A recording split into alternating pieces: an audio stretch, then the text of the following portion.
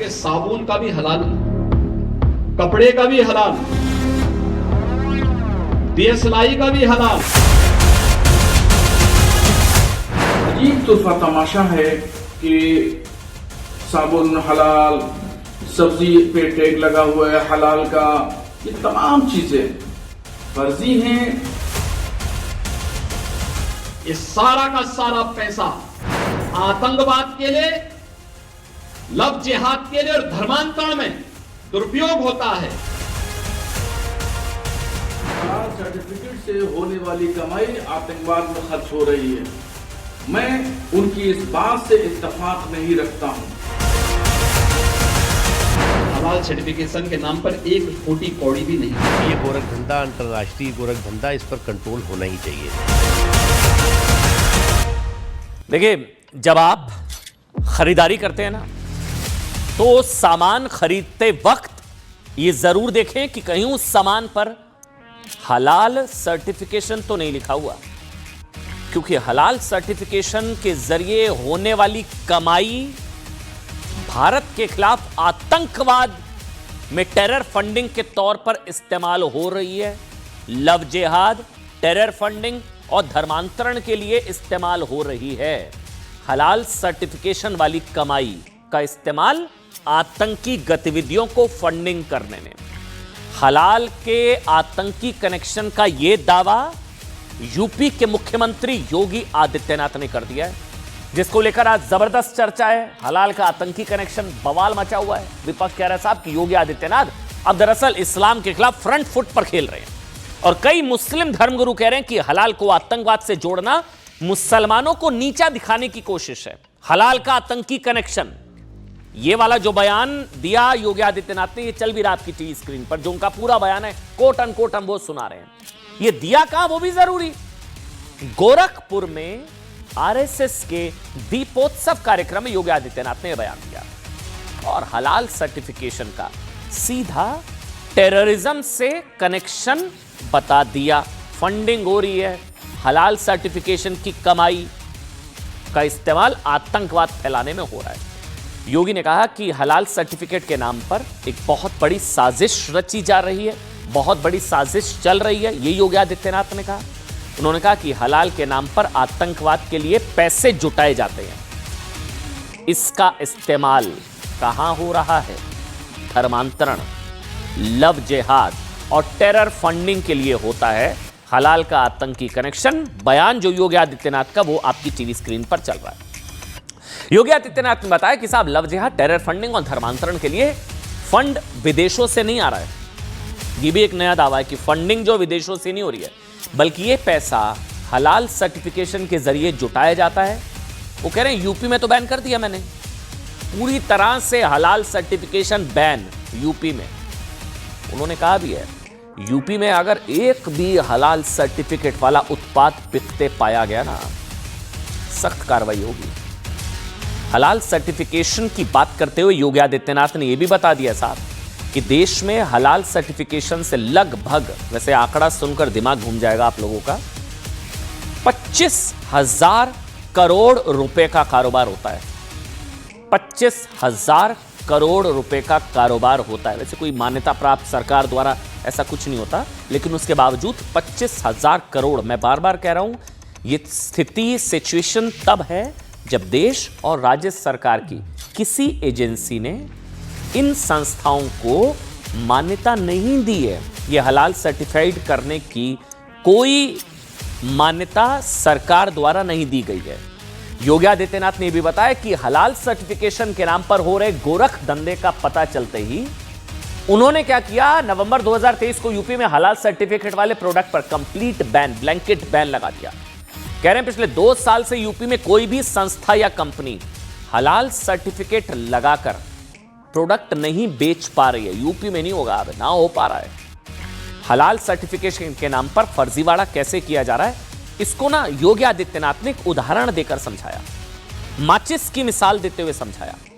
उन्होंने कहा कि माचिस भले ही, मतलब वो हलाल कैसे हो सकती है, माचिस हलाल कैसे हो सकती है?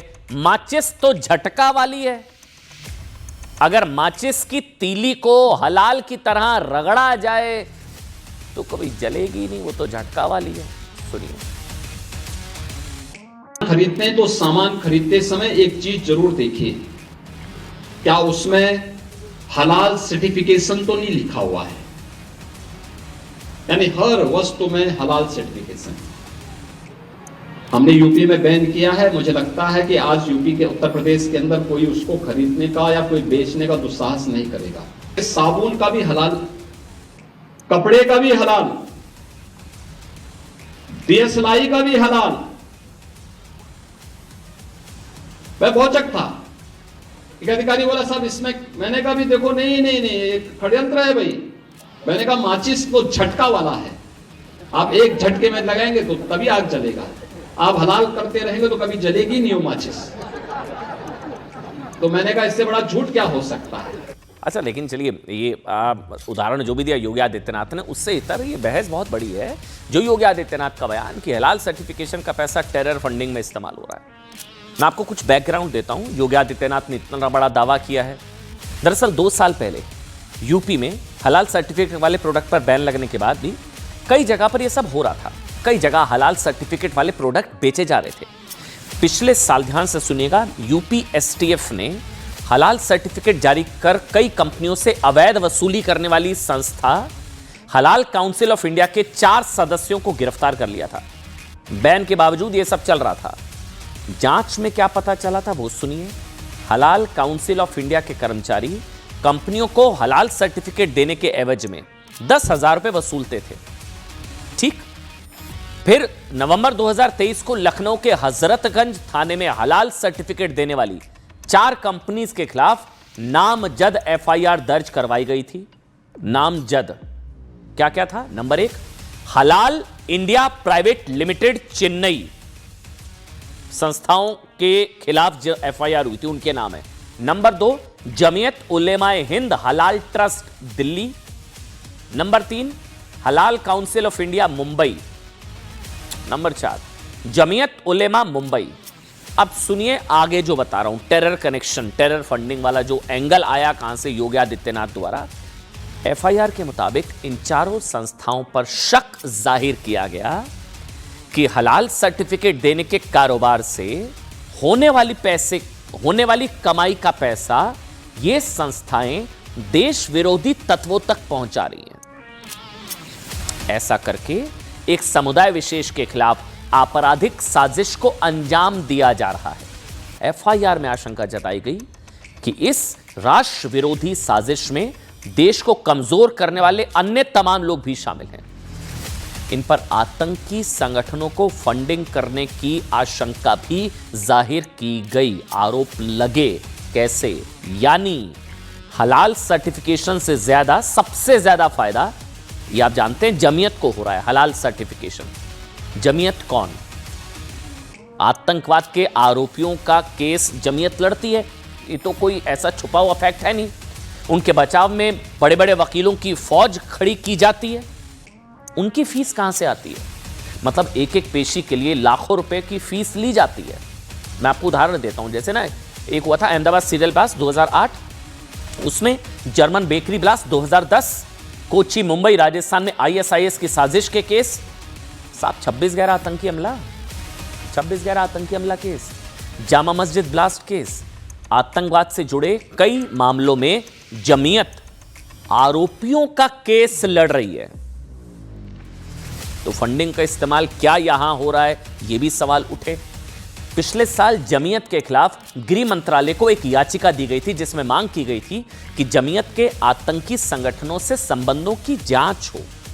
है या नहीं है पता नहीं, लेकिन कम से कम जांच हो, क्योंकि जमीयत 2022 तक, मार्च 2022 तक देश में आतंकी हमलों में, आंकड़ा सुनिए, 700 से ज्यादा आरोपियों को, आतंकवाद के आरोपियों को लीगल एड दे रहा है। 700, 192 आतंकवाद के आरोपियों को बरी करवाने में सक्रिय भूमिका निभाई गई, ये दावा किया गया था। 700। अब आप इसको समझिए, जमीयत को हलाल सर्टिफिकेशन के जरिए कमाई, उसी को लेकर आरोप लगते हैं कि इस कमाई का इस्तेमाल, इस पैसे का इस्तेमाल क्या आतंकवाद के आरोपियों को बचाने के लिए भी होता है? एफआईआर वाला जिक्र मैंने आपको बताया। इसलिए योगी आदित्यनाथ ने लोगों से अपील की है, साहब की हलाल सर्टिफिकेट के नाम पर एक फूटी कौड़ी मत दो, एक फूटी कौड़ी मत दो। सुनिए। और हमने जब कार्रवाई प्रारंभ की, 25,000 करोड़ रुपए देश के अंदर हलाल सर्टिफिकेशन से होता है और भारत सरकार की या राज्य सरकार की किसी भी एजेंसी ने उन्हें मान्यता नहीं दी है। इस सारा का सारा पैसा आतंकवाद के लिए, लव जिहाद के लिए और धर्मांतरण में दुरुपयोग होता है और इसीलिए उत्तर प्रदेश ने इसके खिलाफ बड़ी कार्रवाई प्रारंभ की है कि हलाल सर्टिफिकेशन के नाम पर भारत के उपभोक्ताओं का शोषण करने वालों के खिलाफ सख्त कार्रवाई होनी ही चाहिए। सामान खरीदते हैं तो जरूर देखिए कि जीएसटी हमें देना है, लेकिन यह भी देखिए कि हलाल सर्टिफिकेशन के नाम पर एक फूटी कौड़ी भी नहीं देनी चाहिए, क्योंकि जितना पैसा जाएगा ये सभी के सभी पैसा आपके खिलाफ षड्यंत्र में वह जाने वाला है और यही होता है। और ये बड़ा षड्यंत्र किस स्तर पर हो रहा है? छांगुर एक नमूना के रूप में जलालुद्दीन को हम लोगों ने बलरामपुर में गिरफ्तार करके जेल के अंदर भेजा है। ऐसे जलालुद्दीन, ऐसे छांगुर आपके अगल बगल के भी क्षेत्र में कहीं ना कहीं बैठे होंगे, छुपे होंगे। देखिए, योगी आदित्यनाथ ने एक जल्लाद जलालुद्दीन का भी जिक्र किया, आपने सुना। राजनीतिक इस्लाम का भी जिक्र किया, कट्टरपंथी छांगुर बाबा का भी जिक्र किया। योगी ने कहा कि राजनीतिक इस्लाम, एक शब्द, टर्म कॉइन की आज योगी आदित्यनाथ ने, उस शब्द का नाम है पॉलिटिकल इस्लाम। राजनीतिक इस्लाम ने सनातन संस्था पर सबसे ज्यादा कुठाराघात किया। राजनीतिक इस्लाम वही है जो छांगुर के रूप में डेमोग्राफी को चेंज करके भारत माता के टुकड़े टुकड़े करने की मंशा के साथ काम कर रहा है। दोबारा से सुनिए इस परिभाषा को योगी आदित्यनाथ की। राजनीतिक इस्लाम वो है जो जल्लाद जलालुद्दीन छांगुर के रूप में डेमोग्राफी को चेंज करके भारत माता के टुकड़े टुकड़े करने की मंशा के साथ काम कर रहा है। पॉलिटिकल इस्लाम मतलब हलाल का जिक्र करते हुए अब जिस छांगुर का जिक्र किया योगी आदित्यनाथ ने, वो कुछ दिनों पहले आपको याद होगा ये बलरामपुर से पकड़ा गया था। इस पर था आरोप कि जातियों के हिसाब से धर्मांतरण के पैसे देता था और इस जल्लाद ने बेटियों का रेट कार्ड, बेटियों के रेट तय कर रखे थे कि एक बेटी को मुसलमान बनाने के लिए 15 लाख देता था। दलित बच्ची होगी, दलित बच्ची को मुसलमान बनाएंगे तो 5 से 10 लाख रुपए देता था। योगी आदित्यनाथ ने बताया कि छांगुर हिंदू बेटियों के धर्मांतरण के लिए जो पैसा खर्च करता था, योगी आदित्यनाथ का दावा है वो जो पेमेंट हो रही थी 10 लाख 15 लाख, वो भी कोई विदेश से नहीं, वो हलाल सर्टिफिकेट के जरिए होने वाली कमाई से आने वाला पैसा है। हलाल के खिलाफ योगी आदित्यनाथ के बयान पर समाजवादी पार्टी चिढ़ गई है। समाजवादी पार्टी के सांसद हैं जियाउर रहमान बर्क, भड़क गए हैं। वो सुनिए क्या कुछ कहा जियाउर रहमान बर्क और दूसरे इस खबर को लेकर रिएक्शंस। आरोप लगाना बहुत आसान काम होता है और किसी आरोप को लगाने पर कोई एविडेंस उनके पास में है, मुख्यमंत्री जी के पास में, जो इस प्रकार का आरोप लगाया है कि इससे एक आतंकवाद पे पैसा इस्तेमाल होता है। मुख्यमंत्री योगी आदित्यनाथ जी की यह है कि वो कह रहे हैं कि हलाल सर्टिफिकेट से होने वाली कमाई आतंकवाद में खर्च हो रही है। मैं उनकी इस बात से इत्तेफाक नहीं रखता हूं। अगर वाकई इस तरह की बातें हैं तो फिर उसकी जांच पड़ताल होना चाहिए। हुकूमत के जिम्मेदारान को चाहिए कि उसकी जांच करें। ये गोरख धंधा, अंतर्राष्ट्रीय गोरख धंधा, इस पर कंट्रोल होना ही चाहिए।